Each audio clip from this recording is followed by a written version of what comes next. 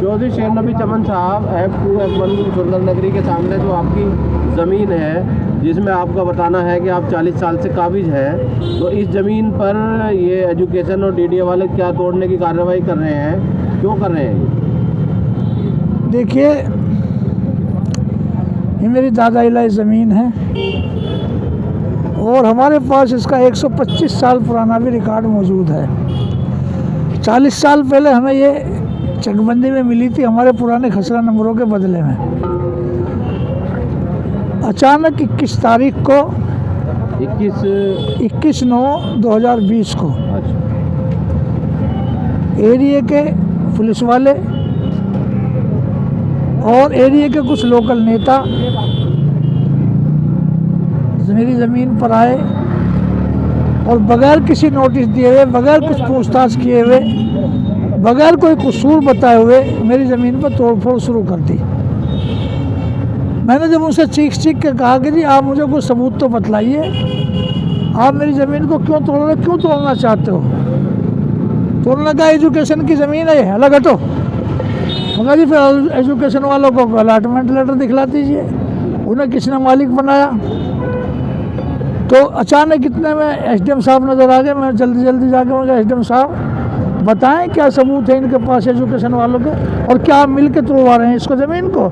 तो ऐसे झटक के मेरे हाथ को और दूर जा खड़े हुए। फिर किसी ने कहा कि एजुकेशन वाले वो खड़े। मैं एजुकेशन वालों के पास गया, भैया दिखलाओ तुम्हारे पास क्या सबूत है, क्यों तोड़ना चाहते हो मेरी ज़मीन को, क्यों तोड़ रहे हो?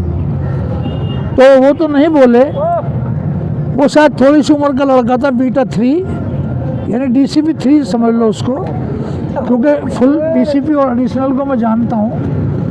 वो तीसरे नंबर का कोई DCP था। उसने कहा एरिया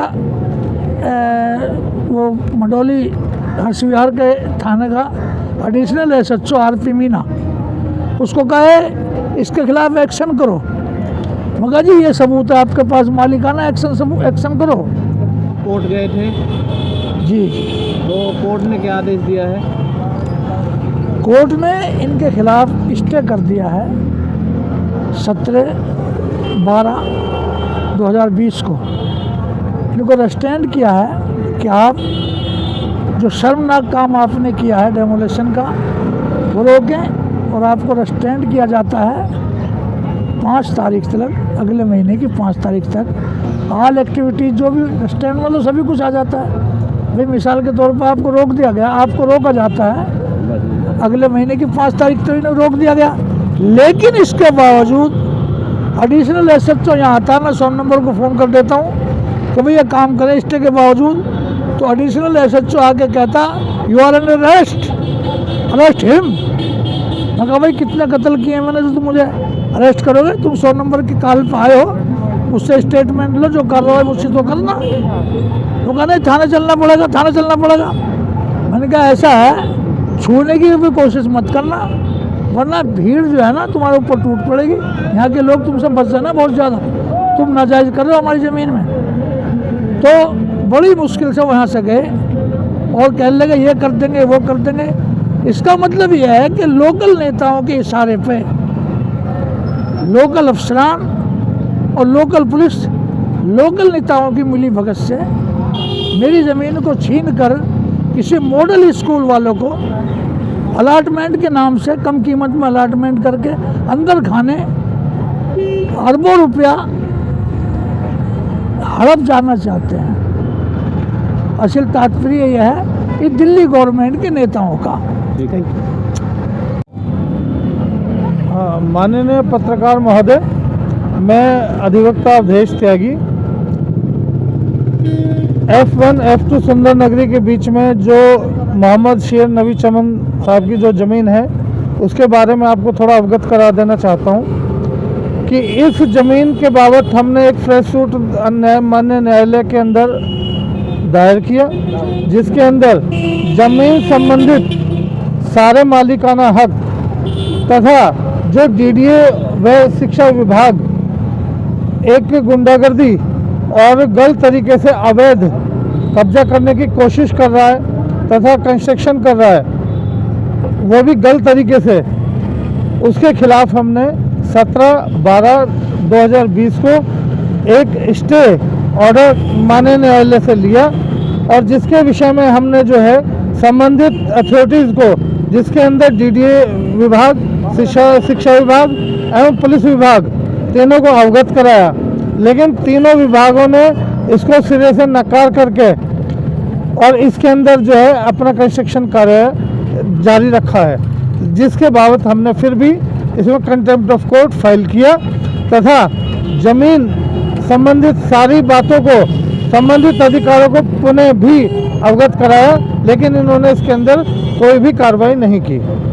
वकील साहब, जो कोर्ट का आदेश हुआ है कटकटुमा कोर्ट से जी, जो चौधरी शेर नबी चमन और वर्षित डीडीए प्लस एजुकेशन का जो आपने सूट डाला था जी, प्रॉपर्टी का जी, तो उसमें कोर्ट ने स्पष्ट आदेश क्या दिया है? उसमें स्पष्ट आदेश ये दिया है कि अगली तारीख तक स्थिति को एज इट इज़ रखा जाए और इसके अंदर स्टे है, कोई भी कंस्ट्रक्शन या डेमोलिशन कोई भी कार्रवाई न की जाए।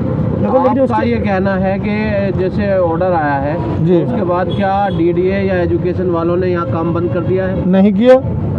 तो बाकायदा पुलिस भी जो है यहाँ पर गुंडागर्दी करके मारपीट की गई हमारे लोगों के साथ, और फिर भी जो है कार्य को उसी प्रकार से सुचारू रूप से करते आ रहे हैं अभी तक भी। आप देख सकते हैं साइड पर भी। संबंध में फिर आप क्या कंटेम्प्ट ऑफ कोर्ट की कार्रवाई करेंगे? जी, मैंने कर दी है। मैंने कंटेम्प्ट ऑफ कोर्ट की एप्लीकेशन 19 तारीख को दायर कर दी है और इन लोगों को नोटिस इशू हो चुके हैं। क्या इस मामले में उचित संबंधित अधिकारियों से मुलाकात की आपने?